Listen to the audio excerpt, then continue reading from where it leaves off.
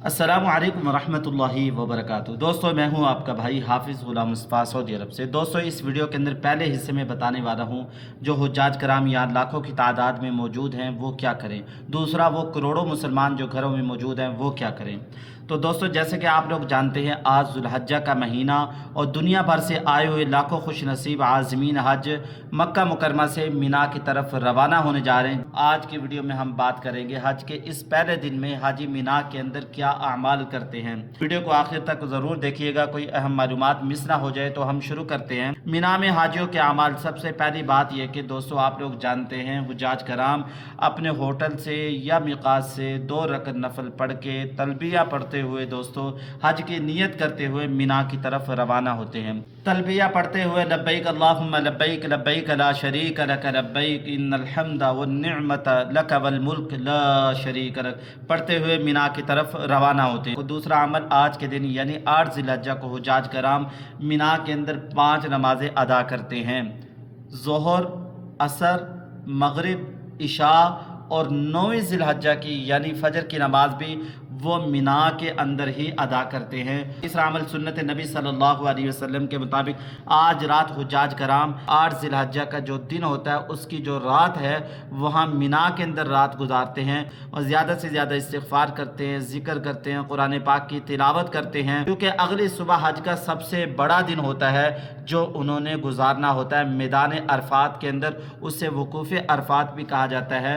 और जिसका वकूफ़ अरफात ख़त्म हो जाए, जो वकूफ़ अरफात ना कर सके, उसका दोस्तों जैसे कि आप लोग जानते हैं हज नहीं होता। 9वीं ज़िलहज्जा जिससे यौम अरफा कहा जाता है, मैदान अरफात में गुरूब आफ्ताब तक ठहरना ज़रूरी है। गुरूब आफ्ताब के बाद से वहाँ से हुज्जाज कराम निकल कर मुज़दलिफ़ा में जाके मगरिब और इशा इकट्ठे पढ़ते हैं। 2 रकअत नफल पढ़ के तलबिया पढ़ते हुए वो मीना में आ जाते हैं। दूसरे नंबर पे वहाँ 5 नमाज़ें पढ़ते हैं। तीसरे नंबर पे रात सुन्नत नबी सल्लल्लाहु अलैहि वसल्लम के मुताबिक यानी वो मीना में ही रात गुजारते हैं। और इसके अलावा दोस्तों फिर उन्होंने 9 ज़िलहज्जा को अरफात के मैदान की तरफ जाना होता है। दूसरे नंबर पे दोस्तों वो करोड़ों मुसलमान जो घरों में बैठे हुए हैं उनको अल्लाह की रहमत से मायूस होने की ज़रूरत नहीं है। वो घर बैठे 4 अमाल कर सकते हैं और हज का सवाब पा सकते हैं। पहले नंबर पे कसरत से तकबीरात पढ़ना।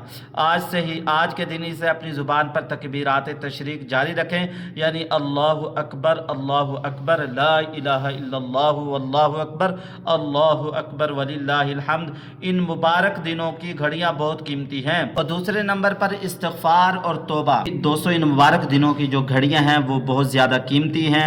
अपने गुनाहों की माफ़ी मांगे और कसरत से साथ साथ दरूद शरीफ पढ़ें। दरूद शरीफ से सारा मसला हल हो जाता है। यानी उस दिन जो घर में हैं वो रोज़ा रखें। और हुज्जाज कराम से कहा जाता है कि वो रोज़ा ना रखें। गर्मी की शिद्दत होती है, मैदान अरफात के अंदर पहाड़ों के करीब जाके दुआएं मांगनी होती हैं, तो वो रोज़ा ना रखें। जो घर में है वो रोज़ा रखें। अल्लाह के नबी सल्लल्लाहु अलैहि वसल्लम ने इरशाद फरमाया, अरफा के दिन का रोज़ा रखने से 1 साल पहले और 1 साल बाद के गुनाह माफ़ हो जाते हैं।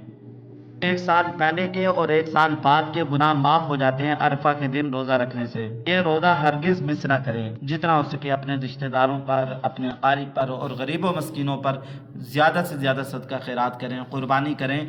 तो गोश्त गरीबों के घर में भी ज़रूर पहुँचाएँ। ये 4 अमाल जो आप लोगों ने करने हैं, इन दिनों में ये अमल करने अल्लाह को बहुत ज़्यादा पसंदीदा हैं। तो लिहाजा आप लोग इन अमाल की कसरत करें। अल्लाह पाक इस मुबारक महीने के सदके तमाम हाजियों का हज कबूल फरमाए और उनका सफ़र आसान करे। और जो लोग अपने घरों में मौजूद हैं उनके तमाम जज़ दुआएं कबूल फरमाए। कमेंट सेक्शन में आमीन ज़रूर लिख दें।